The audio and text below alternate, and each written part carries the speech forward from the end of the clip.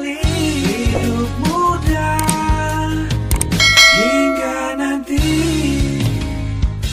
Assalamualaikum warahmatullahi wabarakatuh. Jumpa kembali dalam channel Inspirasi hari ini 360.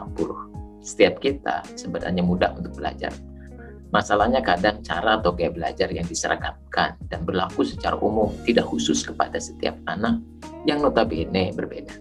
Akibatnya, anak ada yang berprestasi karena sesuai dengan gaya belajar dan sebagian tidak atau kurang berprestasi karena tidak sesuai dengan keunikan anak tersebut. Yang memperhatikan adalah anak itu justru disalahkan karena kurang berprestasi. Apa ya seperti itu? Bukankah setiap orang itu unik, termasuk Anda? Sebagai orang tua, sebagai pasangan, pasti satu sama lain unik dan berbeda. Dari miliaran manusia ada 5 gaya belajar yang kalau kita framing dengan konsep Stevens, sensing, thinking, intuiting, feeling, dan insting. Gimana bisa tahu mesin kecerdasan seseorang sensing, thinking, intuiting, feeling, insting? Nah, maka perlunya tes Stevens bagi Anda dan juga anak Anda. Dengan konsep Stevens yang akurat, simple, dan aplikatif, salah satu kegunaannya adalah untuk mengetahui gaya belajar yang pas buat anak Anda dan juga buat Anda. Dalam konsep Stevens disebut dengan mesin kecerdasan, jadi tidak ada kata terlambat untuk mengetahui mesin kecerdasan. Karena tes Stevens bersifat genetik, tidak berubah ketika diketahui mesin kecerdasan seseorang. Yang penting adalah komitmen kita untuk terus belajar. Bukankah belajar itu dari ayunan sampai liang lahat? Sebagaimana firman Allah Subhanahu wa taala, yarfa'illahu alladziina aamanu minkum walladziina utul ilma darajat wallahu bima ta'maluna khabir. Niscaya Allah akan mengangkat derajat orang-orang beriman di antara kalian dan orang-orang yang berilmu beberapa derajat, dan Allah mengetahui apa yang kita lakukan.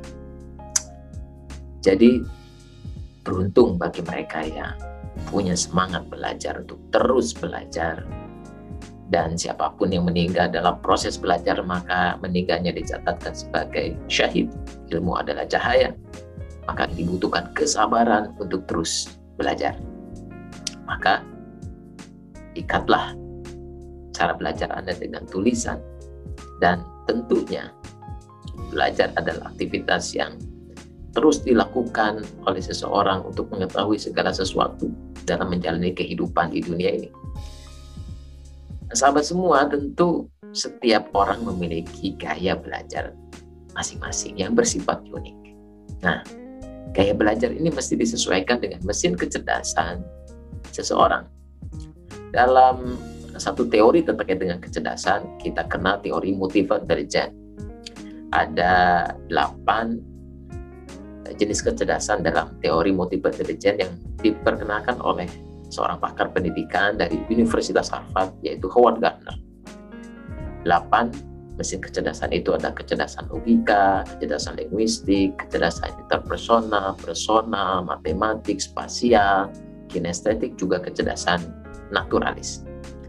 Dari 8 kecerdasan tersebut dapat diketahui dari pemetaan belahan otak seseorang yang memiliki fungsi khusus. Lebih kiri misalkan menunjukkan mesin kecerdasan sensing, neokorteks kiri menunjukkan mesin kecerdasan thinking, limbik kanan menunjukkan mesin kecerdasan feeling, neokorteks kanan menunjukkan mesin kecerdasan intuiting, dan otak tengah yang menunjukkan mesin kecerdasan insting. Mesin kecerdasan manusia ada 5 menurut konsep Stevens: sensing, thinking, intuiting, feeling, dan insting. Tentu kelima mesin kecerdasan ini memiliki keunggulan dan kelebihan masing-masing. Maka oleh karena itu, ketika seseorang mengetahui mesin kecerdasan, maka ia menjadi nyaman dengan dirinya. Ia menjadi tidak bingung. Maka oleh karena itu, ketika seseorang mengetahui mesin kecerdasannya, maka dia akan mudah untuk mengetahui gaya belajarnya. Dan tentu ketika makin dini diketahui mesin kecerdasannya, makin baik karena ia bersifat genetik, tidak berubah. Jadi ketika dites dari anak kecil, maka dia tidak berubah sampai dewasa, sampai tuanya. Stephen adalah mengidentifikasi pola-pola garis dalam sidik jari yang secara genetik bersifat permanen dan melekat pada pribadi seseorang. Maka tes Stephen ini akan membantu seseorang mengetahui personality genetiknya dan tidak akan berubah sepanjang hidupnya. Tes Stephen mampu membedakan bakat, mesin kecerdasan, dan personality seseorang yang genetik secara nyata. Maka oleh karena itu, ketika seseorang ternyata hasil tes Stephen-nya sensing, maka cara belajarnya, gaya belajarnya disesuaikan dengan tipe sensing. Maka oleh karena itu, mengetahui mesin kecerdasan adalah salah satu upaya untuk kita menjadi nyaman, menyenangkan dalam proses belajar. Dan tentu ini akan membantu para akademisi, guru, orang tua yang menjadi generasi pendidik buat anak-anaknya. Dan mudah-mudahan dengan pengetahuan ini mampu menghasilkan generasi yang lebih baik dan lebih kuat. Sahabat, kembali kita akan memahami salah satu mesin kecerdasan. Ketika mesin kecerdasan seseorang sensing, maka itu berarti mesin kecerdasan yang mengarah kepada kecerdasan panca indera, sistem operasinya limbik kiri. Kalau dikaitkan dengan teori multiple intelligence Howard Gardner, dia adalah kecerdasan kinestetik, kecerdasan fisik, physical question. Mesin kecerdasan sensing ini unggul dalam menghafal, memiliki kekuatan memori, kehebatan pada otot, ia rajin, suka bergerak, suka bermain, dan berpotensi menjadi seorang pedagang.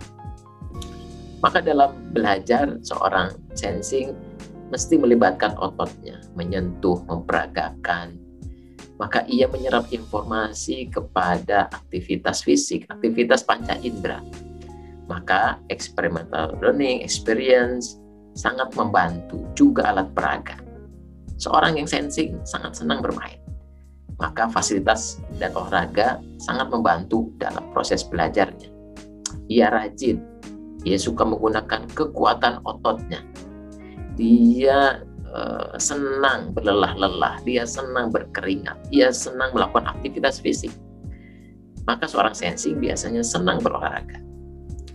Ia akan menghafal, merekam sesuatu secara visual dan belajar langsung dengan panca inderanya.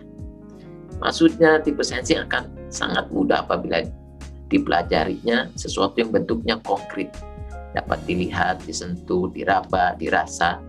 Di samping itu fasilitas yang mendukung dalam belajar sangat diperlukan dalam tipe sensing ini. Maka bagi tipe sensing, persiapan fisik dalam belajar penting. Maka ia melakukan aktivitas berkeringat, bermain sebelum belajar. Ia melakukan senam dulu sebelum belajar.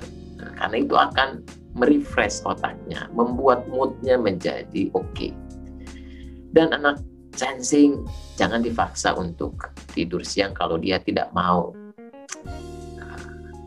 Dia senang untuk bergerak, maka dia juga senang bertanya, mulutnya nggak bisa diam untuk bertanya.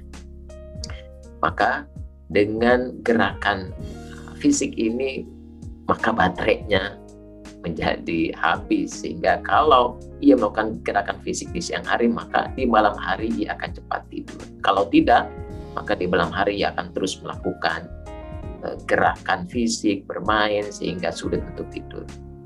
Jangan khawatir apabila anak sensing itu kelihatan terus-menerus bergerak. Jangan khawatir kecapean. Kenapa? Karena makin berkeringat, maka potensinya akan meningkat. Demikian gaya belajar tipe sensing, dan kita akan lanjutkan dengan gaya belajar mesin kecerdasan lain.